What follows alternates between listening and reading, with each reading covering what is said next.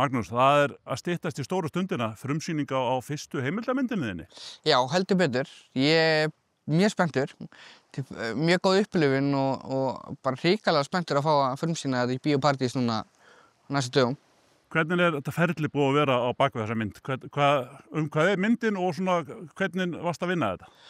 Myndin er heimsleika Special Olympics. Vetrarleika heimsleika Special Olympics voru haldnir á Ítalíu núna fyrir 4 mánuðum. Þetta var haldið í mars og myndin fjallar svona undirbúning og þátttöku íslenskra keppenda sem að keppa á þessu leikum. Þetta eru 5 keppendur sem keppa í 3 íþróttagreinum.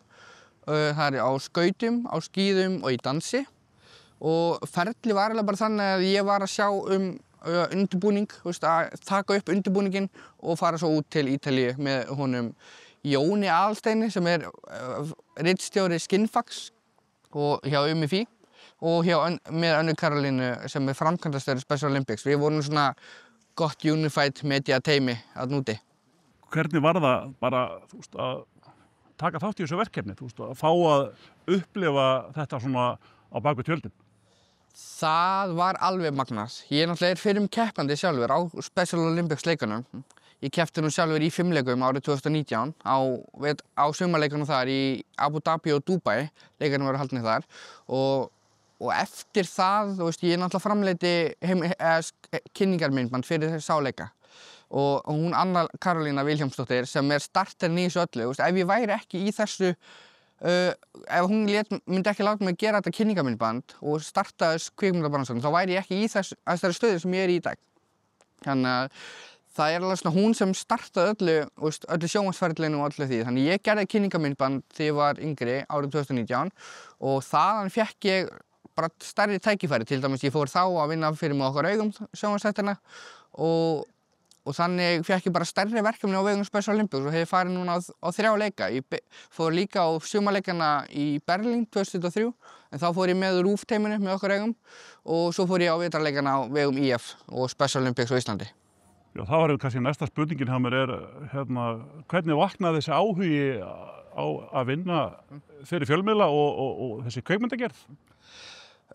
Ég byrjaði 8 ára gamall að mynda, bara fyrir sjálfa mig og var ég alltaf með spjaldtölvu eða iPad og var alltaf að mynda á svona iMovie forritið og við félagarnir vorum alltaf að búa til einhverja svona EM-stofu eða eitthvað svona herm eftir einhverjum sjónvarpsþáttum og taka spjall við foreldrar okkar og svona, þetta var mjög gaman og þannig byrjaði þetta og ég náttúrulega stækkaði þetta svo aðeins þegar ég fór að vinna í stuttmyndagerðinni í Gerðaskóla. Ég byrjaði þar og klippti svo kennaraginni ásamt einhverjum fleiri nemendum í 10. bekk.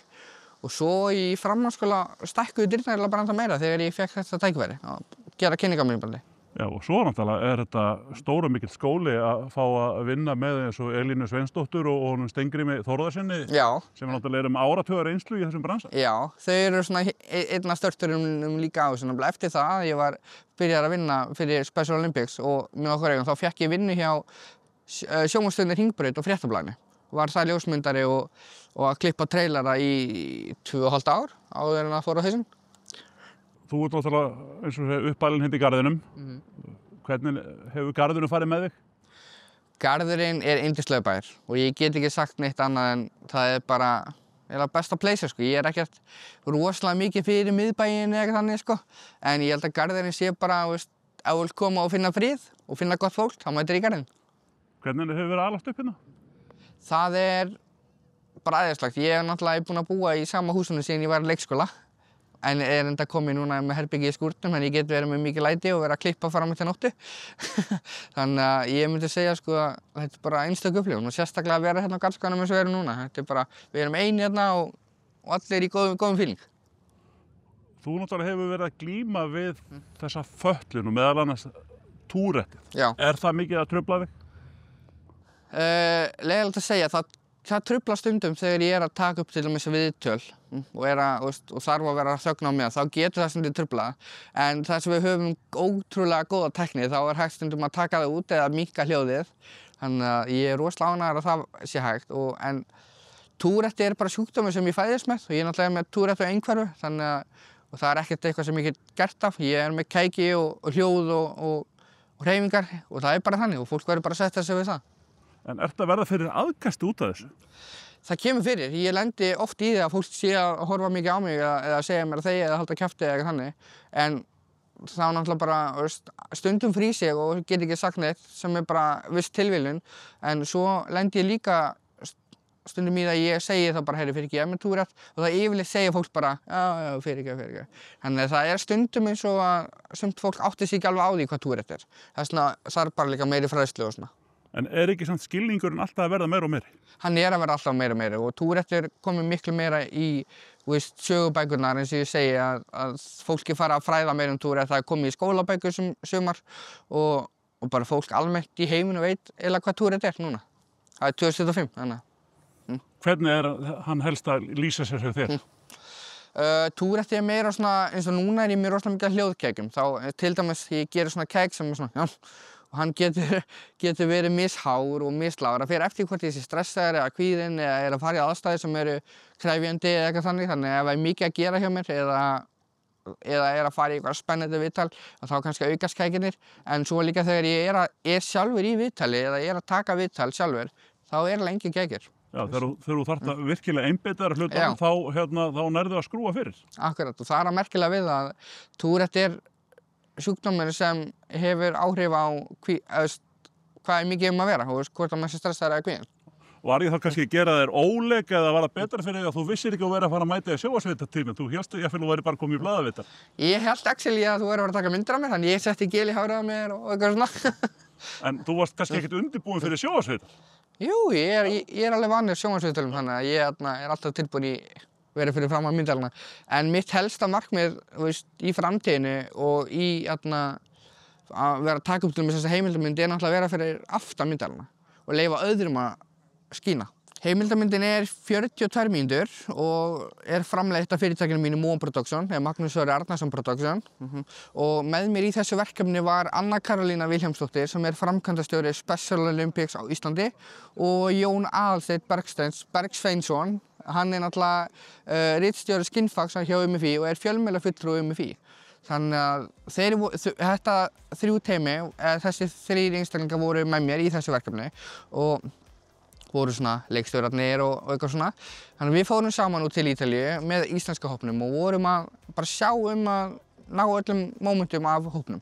Og meðal annars í myndinni viðtal við Timothy Stryver sem formaður Special Olympics alþjóðasamtökin og hann náttúrulega bara stærsti maðurinn innan Special Olympics og hluti af Kennedy fjölskyldunni í Bandaríkjunum. Hann meðal annars í viðtali og ásamt mörgu öðru. Og þetta ferli búið að vera ógeðslega gaman. Ég búinn að vera að vinna heima mikið langt fram eftir kvöldi og nótti að klippa og ég vil náttúrulega helst fá að þakka henni Önnu Karolínu fyrir að leyfa mér að fara í þetta verkefni. Það ekki sjálfgefið að strákum með fötlun sem hefur keppt á Special Olympics fái þetta tækifæri. Og ég hef verið svo duglegur að nýta tækifærin sem koma að segja bara já við því og þótt að þessu krefjandi. Ef það krefjandi verkefni þá fæ ég smá kvíða fyrir því en ég enda alltaf með því að gera það. Og fer þá alltaf í þau og eins og stundum einu sinni, ég man svo vel eftir því þegar Anna Karolína bauð mér að vera með fyrirlestur á einni ráðstefnu og ég treysti mér ekki til þess þannig ég tók upp upptöku á fyrirlesturnum. Þannig að það var upptaka af mér, þannig ég gæti klippt alla kæki út og eitthvað svona.